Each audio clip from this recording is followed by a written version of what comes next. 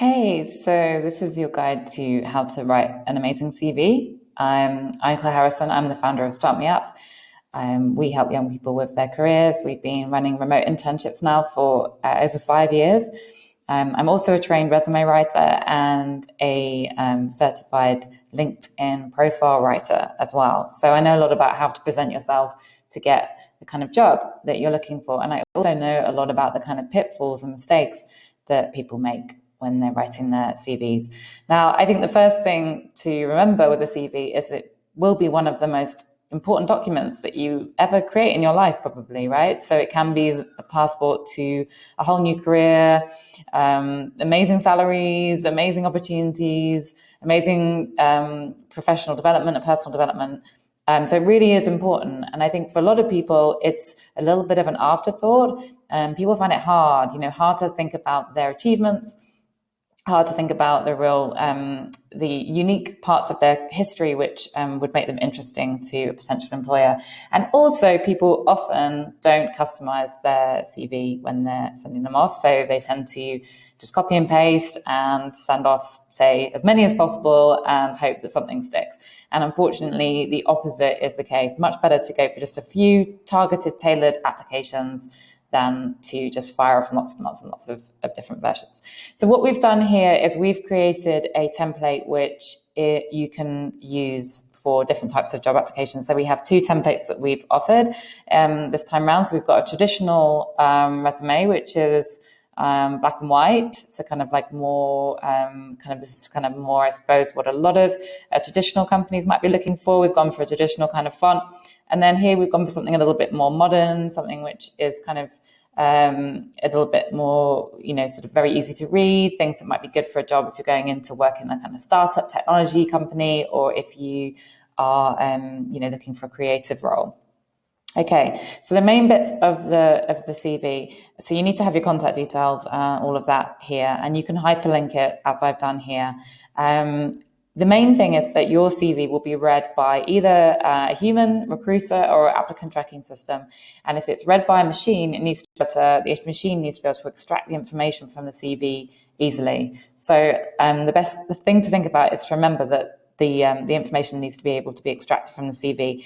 We've created this design which is formatted in a way that it can be extracted by these kind of applicant tracking systems, and it also looks nice. Often you get CVs that look nice but that can't be read properly by applicant tracking systems, or that look boring but can be read by applicant tracking systems. So what we've tried to do here is create something that does both, that kind of looks appealing but also can be read by these systems. So obviously when you're starting your career, you want to have your education kind of like near the top. So that's what we've done there. The first thing to think about after you've got your contact information, which is very important, do not use a university email address because it won't be in existence forever. Pick a different email address, I would. Is your summary. Okay, so your summary is something that is going to allow people to quickly figure out if you're interesting. So you pull out the most interesting parts of you for this summary. And really, it can be just 2 or 3 sentences long. It really doesn't need to be that long.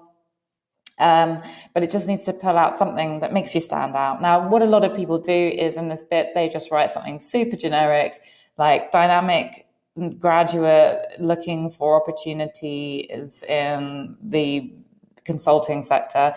That doesn't really tell me anything about you. Anyone can claim to be dynamic, but you need to be specific, okay? So don't just be generic, think about it. Okay, so what do you do? Are you involved in sports? Do you run a Instagram account? Maybe you are captain of a sports team. Maybe you're organizing your university ball, annual ball. Maybe you're involved in acting. Maybe tell me about some of the jobs you've done. If you work for any big companies that I might have heard of, maybe you've worked for a company that maybe recruits on behalf of another big company. Anything you can do to tell me something that might make your application stand out is very welcome. So try and mention that. Often you will write the summary. I would often write the summary once you've written the CV. So once you've written down, what are my main skills? What are the things I want to flag up in this application? What are my biggest achievements for my work experience today? And then you kind of pull it all together in the summary at the top. So what you can do is leave that, blank initially and just think, what am I going to put there? And then complete the rest of the CV and then add that in at the end. Okay, so the next section you need to think about is skills. So skills are super important. So applicant tracking systems, I just wish there was a nicer way. You can say ATS, but just to be clear, it's applicant tracking systems. They will weight certain keywords towards the beginning of your CV. So if they are looking for a applicant who has good problem solving skills, and it says in the job advert, problem solving skills, the chances are the system would have been set up to look for that keyword, problem solving skills. Okay. And so if you put problem solving skills in your summary and then in your skills, then that's quite good, because it will sort of add a bit of extra weighting because they're near the top of the CV. So just bear in mind that having skills near the top is really good, because the higher it is up the CV, the more it's prioritized. But obviously these systems are built for people who have really long careers, and it's prioritizing whatever people have done most recently. For people who are at the beginning of their career, they haven't got much experience yet, but these systems are often still set up to work that way. Okay, so just something to bear in mind. So you can put for skills, like, try not to be too generic. Some people just say Microsoft Office. That's possible. I mean, sometimes the job do state that, in which case you definitely put it, but often not necessarily. What have you got that other people don't have?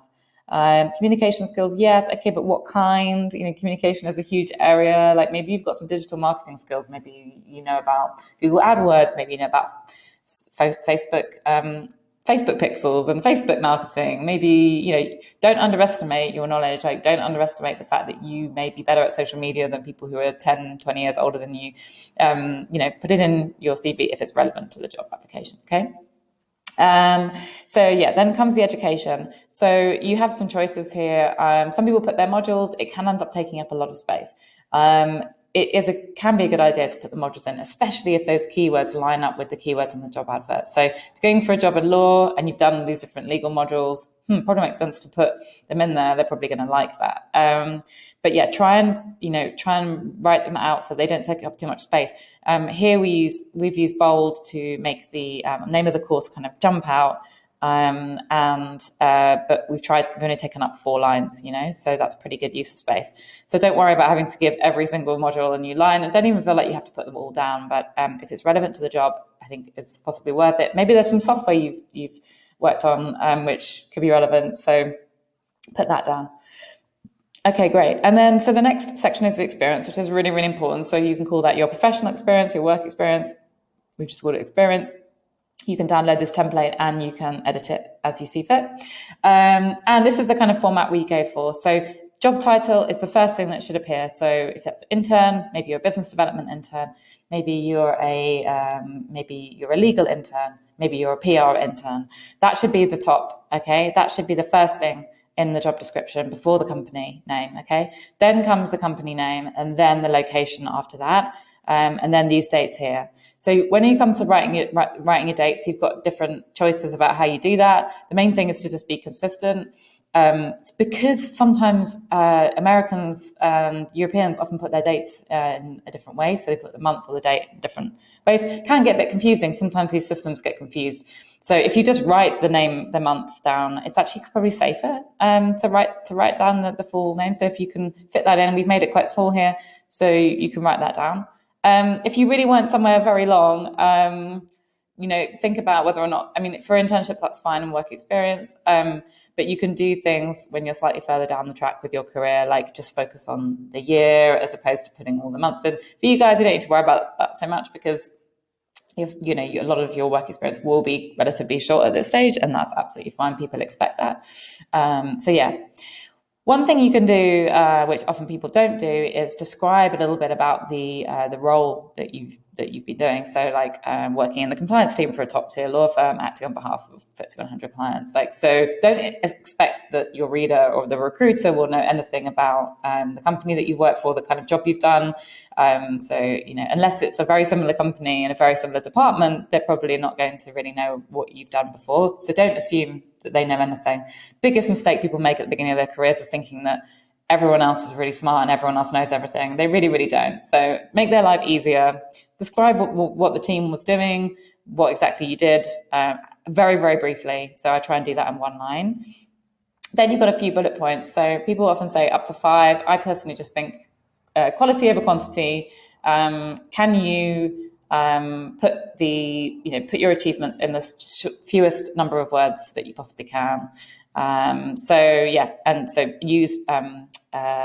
use percentages, numbers wherever possible. Talk about, can you talk about, you often can't talk about the absolute numbers, or you can talk about percentage changes.